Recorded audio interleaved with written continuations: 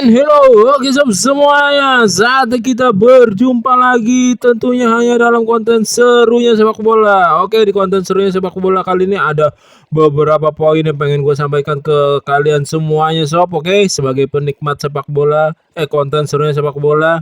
Dan sebelum dimulainya konten, gue pengen mengajak kalian untuk membantu memajukan channel YouTube Nunuzul Hilmi ini dengan cara subscribe, comment, like, and share. Dan buat yang sudah, terima kasih banget ya semuanya. Oke sob, saat kita melangkah masuk ke dalam pembahasan konten serunya sepak bola kali ini, yaitu gue pengen membahas pertama tentang Sain Batinama yang sudah 2 atau 3 pertandingan yang terakhir kemarin lawan Arema dia belum mendapat tempat, lawan terus siapa lagi yang terakhir kemarin lawan Persija siapa sih yang bermain di JIS juga dia masih bermain sebagai pengganti juga belum mendapatkan tempat juga. Oke. Dan apa namanya, dan gue pengen mengutip beberapa statementnya, walaupun sih beberapa statementnya ya gue aminkan, gue setujui gitu. Oke. Statement yang pertama kayak persaingan dengan rekan sesama timnasnya, walaupun Donny Pamungkas baru di timnas U23, dan dia mengakui kalau persaingan dengan Donny Pamungkas ini persaingan yang ketat, persaingan yang seru, persaingan yang menarik, kurang lebihnya seperti itu. Karena Donny ini dia menilai Donny ini pemain yang mempunyai skill, pemain yang berkelas, pemain yang mau berjuang, pemain yang mau bekerja keras, pemain yang mempunyai talenta menghuni, dan gua aminkan, gua setuju banget gitu. Dan terlebih kan sekarang liga masih ada faktor peraturan pemain U23 harus menjadi starter di line up, dan pelatih Persija Marcio Souza masih lebih sering memakai Donny Pamungkas dalam kesempatan tersebut, dalam strategi tersebut, dalam skema tersebut juga. Dan gue sempat baca di mana kalau pelatih Marcio Souza ini, entah berita ini benar atau tidak, maksudnya bukan yang dari golongan plek ketiplek, gue percaya banget gitu. So oke, pelatih Marcio Souza ini lebih lebih tertarik, lebih serak, lebih memilih ke Donny Pamungkas daripada Sain Batinama. Itu menandakan kalau benar seperti itu. Ya buat kedalaman skuad Persija sih, sekali lagi gue ulangin, bagus banget seperti di konten-konten gue yang sebelumnya gitu. Makanya kalian mengikuti konten serunya sepak bola udah gue bahas juga, udah sebagian gue bahas juga gitu. So, oke. Dan ya sayang sekali gitu kalau untuk Sain Batinama didatangkan gitu, kalau cuman untuk menjadi penghuni atau penghangat bangku cadangan aja. So, oke. Sain Batinama bisa bermain di mana sih? LB, bisa bermain di like wingback, bisa bermain di mana lagi sih? LM atau LW mungkin gitu kan. Tetapi kalau Sain Batinama dimainkan kan Donny Pamungkasnya bisa ditaruh di gelandang seperti yang beberapa kali dicoba dia dimainkan di gelandang, dan itu hasilnya cukup bagus, cukup memuaskan gitu. So, oke. Dan sayang sekali gitu, Sain Batinama lagi di dalam umur emas pesepak bola. Dia berumur 26, 27, 28 ya, 27 kalau tidak salah. Dan dia tuh dia datang ke Indonesia, datang ke Persija kalau cuman pengen mendapatkan duitnya doang. Itu sangat disayangkan sekali. Itu masih Sain Batinama masih bisa masih bisa berpengaruh, masih bisa berkembang skillnya, masih bisa berkembang karirnya, masih bisa memuaskan setiap penampilan di laga-laganya kalau dia menjadi starter gitu. Dan ya tentunya itu nilai positif juga untuk timnas Indonesia, sekali lagi untuk bangsa Indonesia. Oke. Dan Sain Batinama juga terakhir kalau nggak salah gue baca dia mengeluarkan statement kalau dia mengakui kalau di di Liga Indonesia ini saat ini, BRI Super League saat ini banyak banget talenta atau pemain-pemain berskill bagus dan sangat menikmati dan senang sekali bisa bersaing di liga ini gitu. Oke. Ya dia ya kalau menurut gue ya dia harus cepat-cepat membuktikan juga merebut tempat starter utama di Persija, merebut hati Marcio Souza dan ya menunjukkan skill yang dia punya, kepemilikan yang dia punya, entah itu dari passingnya, entah itu dari crossingnya, entah itu dari cutbacknya, entah itu kemarin aja pas lawan siapa yang terakhir Regis, dia lawan PSM, astagfirullahaladzim, lawan PSM Makassar 2 kali kan dia tuh yang diajak lari dilewatin sama pemain U23 yang timnas U23 juga, yang pemain PSM tuh 2 kali dia ketinggalan langkahnya dan mesti menjatuhkan dengan badannya gitu ya. Ibaratnya Sen Patinama masih kurang gregetnya, masih nggak dapet gitu di performanya sekarang ini. Dia mesti bangkit, mesti menunjukkan dia punya skill, dia mesti menunjukkan dia punya talenta dan mesti merebut starting line up untuk pembuktiannya gitu. Oke. Ya kalau nggak ya berguru lagi lah di mana entah. Makanya pas ketika dia datang ke bola Indonesia, ke Liga Indonesia bermain untuk Persija, gue pengennya dia tetap di luar gitu, tetap bermain di luar, entah itu talenta pemain abroad manapun, entah itu talenta pemain naturalisasi manapun, ya biarkanlah dia tetap berkarir di luar gitu.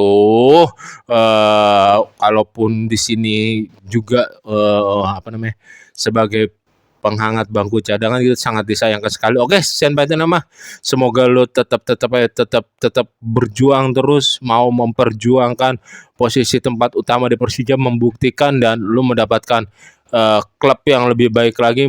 Amin ke depannya, entah itu lo bisa berkarir di Indonesia ataupun ya di luar Indonesia mungkin lebih baik. Lo masih di usia emas sepak bola gitu, masih seharusnya ya di Thailand gitu misalkan, ya gregetnya di Jepang atau di Korea atau balik lagi bermain di Eropa, kita nggak tahu. Semoga ya lu bisa membuktikan dulu deh talenta dan skill lu gitu. Sayang banget kalau berlabel tim nasional cuman jadi penghangat bangku cadangan gitu. Oke.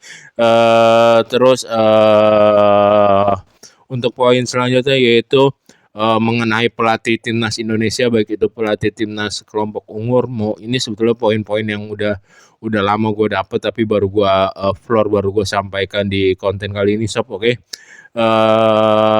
Pelatih timnas U17 yaitu Coach Kurniawan Willianto, U20 kita tahu Coach Nova Arianto, kalau U23 dan senior Coach John Herman. Oke. Dan di bagian kepelatihan timnas U23 dan senior, khususnya ini kayaknya masih di senior sih. Pelatih kepala John Herman, terus Nova Arianto asisten pelatih, terus Cesar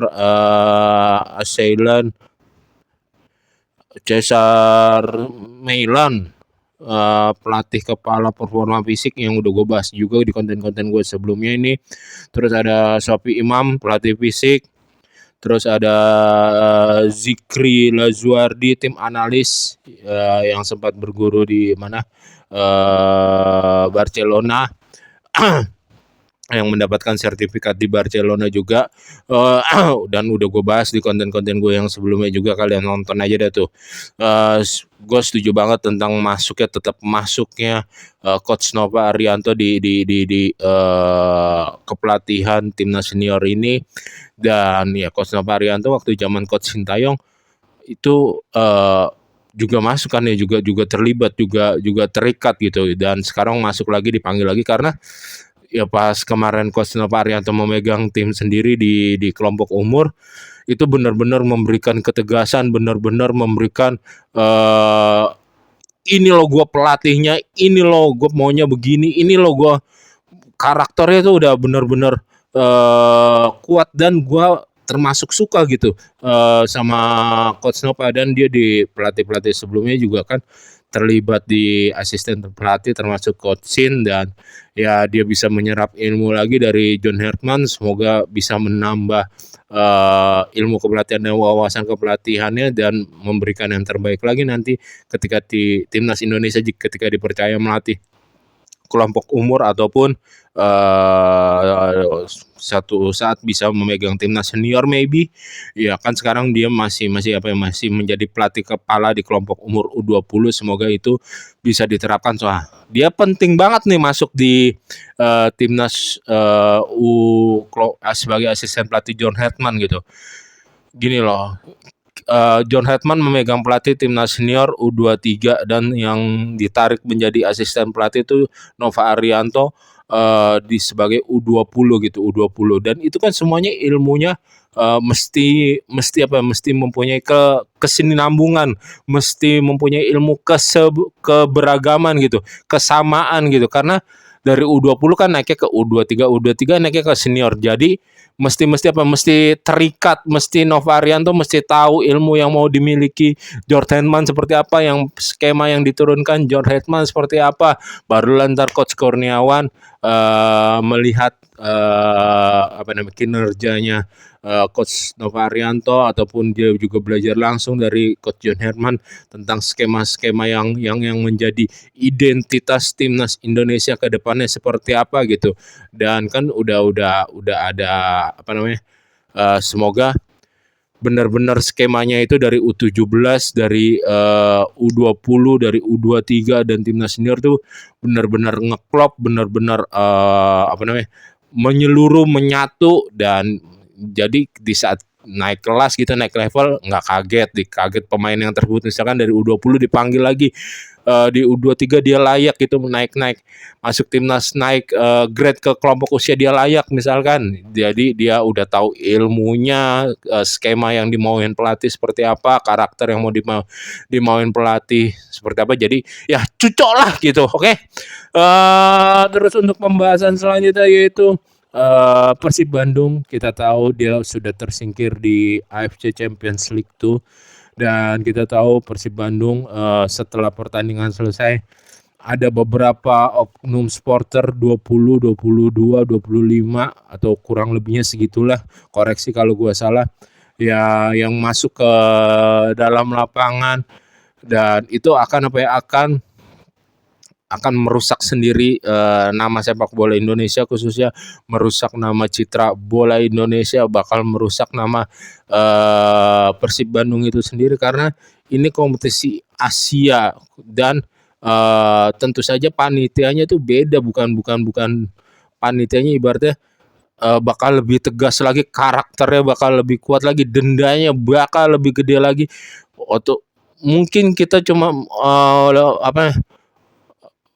lebih baik kita cuma didenda, cuman misalkan uang saja gitu, nggak ada denda-denda atau hukuman kayak tidak boleh mengikuti kompetisi, amit-amit jangan sampai, ataupun tidak bisa main di ajang internasional di kategori klub misalkan, jangan sampai amit-amit, ya cukuplah denda dengan nominal uang saja misalkan, amin ya robbal alamin. Karena itu benar-benar pemain masuk ke lapangan, sebelum selesai pertandingan tuh di bawah ada gue denger pas lagi nonton ada nyalain petasan gitu kan. Habis itu ada penimpukan di lapangan, penimpukan ke dalam lapangan, terus ada pemain masuk lapangan, terus ada kalau dilihat-lihat tuh di di sosmed beredar video kalau pemainnya, para supporter yang masuk lapangan itu nggak puas, dan ada yang memukul papan yang pinggir lapangan tuh, lupa lagi, papan iklan di pinggir lapangan. Terus bahkan mungkin ya itu benar atau tidaknya ada yang memukul fotografer. Ya kalau itu semuanya poinnya misalkan kedengaran AFC khususnya apalagi pas turun ke lapangan itu mengejar-ngejar wasit gitu, yang benar-benar ditugaskan oleh AFC bakal bakal terkena hukuman seperti apa kita. Aduh, ini sepak bola Indonesia namanya lagi apa ya, lagi ketimpa jelek ya, lagi sangat disayangkan ya. Kalau lu emang nggak puas sama kinerja wasitnya, ya udah cukup protes aja gitu sama apa, AFC, kirim surat resminya seperti itu, ikuti jalur-jalur ya gitu. Sangat disayangkan sekali gitu sob. Oke. eh Semoga semoga kejadian seperti itu ya, kita harus harus apa ya, harus sebagai penikmat sepak bola, sebagai supporter bola Indonesia harus bisa bersikap lebih dewasa gitu, oke? Dan semoga tidak terjadi lagi dan keulang lagi. Lagi-lagi gue malas banget nih sebetulnya kalau bikin konten beginian gitu, sob, oke? Yang menyangkut berita negatif sepak bola Indonesia. Oke sob, di poin selanjutnya yaitu sebentar lagi ada FIFA Series yang Indonesia akan bertemu dengan Bulgaria dan negaranya Ketka yang Bagams, dan satu lagi Kepulauan Salomon, dan ntar kita ketemu negaranya Ketka yang Bagams dulu, terus Bulgaria ketemu Salomon, dan akan diadu lagi, akan bertemu lagi di final, kurang lebihnya seperti itu. Dan ada beberapa pemain yang tidak bisa, kemungkinan besar tidak bisa bergabung ketika dipanggil oleh pelatih John Herman nanti. 4 nama penggawa tersebut yaitu Shane Batinama yang terkena hukuman atas apa ya, atas di laga Indonesia terakhir dia terkena hukuman 4 pertandingan ke depannya bersama Tom Haye. Gua mengira awalnya Tom Haye enggak sempatin nama juga, cuman di beberapa media terkait Tom Haye juga di apa ya, di mencakup atau diikut sertakan juga terlibat kejadian tersebut dan terkena hukuman juga. Ada 4 larangan FIFA, kategori FIFA resmi yang tidak bisa dimainkan oleh Sain Patinama dan Tom Haye. Sangat disayangkan sekali. Dan Marcelino yang masih cedera, dia cederanya kan lagi pemulihan sekarang, yang gue tahu dia lagi pemulihan karena cedera dengkul. Terus satu lagi ada Asnawi yang kemarin juga ketika gua follow Asnawi dan dia lagi habis menjalani operasi, lagi pemulihan juga kan. Marcelino cedera dengkul apa yang kalau dengkul kalau tidak salah, dan lagi pemulihan juga. Dan kalau masalah Saint Patinama ya udahlah, kita banyak ada Verdong, ada Dan James, terus ada Hapner bisa dimainkan di back sayap juga bersama klubnya di Belanda Fortuna Sittard, dia lagi bagus-bagus ya bermain, mengisi posisi left back juga sering dipasang di situ dan sering mendapatkan posisi inti. Terus siapa pemain Persib Bandung yang sepupunya pemain Manchester City itu juga bisa dimainkan. Gua kebayang nih mukanya tapi namanya kebiasaan suka lupa. Juga bisa bermain di kiri. Kalau untuk posisi right back atau right wing back banyak lah, kita nggak perlu takut gitu menjaga kedalamannya maupun pemain inti maupun pemain cadangan nanti. Terus untuk masalah Marcelino, dia bisa bermain CMF, attacking midfielder, ataupun di right wing attacking right wing. Terus ya kita punya posisi, gua nggak terlalu khawatir sebetulnya kalau masalah Marcelino juga. Kita punya Yakob Sayuri di sana. Terus kita punya siapa lagi? Yang lagi bagus juga tuh si siapa, Militano tuh lagi ngegolin juga, dia masa peminjamannya di klub di Liga Belanda sana lagi bagus juga pergerakannya, jadi gue nggak terlalu khawatir tuh. Terus untuk posisinya Asnawi Makwalam, ya kita tahu Asnawi di edisi pelatih Sintayong, di edisi mungkin Patrick Kluivert lah, dia mulai tergeser, tersisi namanya. Dan ya kalau misalkan dia juga beberapa kali emang menunjukkan performa positif juga gitu ketika di Liga Thailand. Cuman ketika Asnawi nanti tidak bisa dipanggil, gue nggak khawatir karena ada Kevin Dick di sana. Terus ada siapa lagi, ada Sandy Walsh juga bagus untuk mengisi posisi tersebut. Mungkin yang perlu perlu dikhawatirkan banget kalau Tom Hai itu nggak bisa main, karena kita masih belum punya pemain otak kreatif yang bisa mengimbangi atau mengisi posisinya Tom Hai. Cuman ya kalau di posisinya Tom Hai mungkin rada khawatir, tetapi ada Ivar Jenner di sana. Terus ada siapa lagi ya, Nathan Joan yang mungkin mengisi. Tapi kalau masalah kreatifnya lebih ke Ivar Jenner sih. Passing terupasnya, membelah passing membelahnya lumayan cukup konsisten. Ivar lumayan keren juga Ivar. Tapi kalau Tom Hai ya, perihal kemarin dia terakhir lawan Raja Buri aja yang AFC Champions League tuh aja bagus banget mainnya Tom Hai. Sangat disayangkan sih di FIFA Series. Cuman kita mulai harus mencari pengganti posisinya Tom Hai juga. Kita tahu Tom Hai udah memasuki kelompok memasuki usia di 32 tahun 33 tahun. Ya semoga pelatih John Herdman mempunyai skema yang bisa merangkum, yang bisa mencakup, yang bisa membuat timnas Indonesia solid. Dan ya timnas FIFA Series kan tinggal kurang lebih ya sebulan lagi lah ya. Jadi patut kita tunggu, kita nantikan. Oke sob semuanya, sampai ketemu lagi di konten ada satu pembahasan lagi. Gue membaca di beberapa berita-berita online gitu, artikel-artikel online, ada berita gini, pelatih Coach John Herdman tertarik untuk mendatangkan atau untuk memakai pemain yang sudah lama di naturalisasi Indonesia, yaitu Ezra Walian. Ya kalau melihat beberapa pertandingan khususnya di musim ini, Ezra Walian penampilannya bersama Persik Kediri, kalau menurut gue ya layak dicoba gitu. Apalagi dia punya visinya bagus, lumayan bagus gitu. Terus tendangan bebasnya oke gitu, lumayan oke gitu. Ya otomatis bisa sering membantu mengangkat performa positifnya Persik Kediri gitu. Oke. Dan kita patut tunggu aja apakah benar Ezra Walian akan dipanggil. Ya itu artikel-artikel yang bukan berita yang gue percaya, ada muncul aja gitu ketika gue lagi searching berita bola gitu. Oke sob, dan terima kasih telah menyaksikan konten serunya sepak bola kali ini. Jika kalian menikmati dan menyukai konten serunya sepak bola, sekali lagi gue ingetin, jangan lupa untuk subscribe, comment, like, and share, and see you and bye bye. Jaga kesehatan semuanya sob.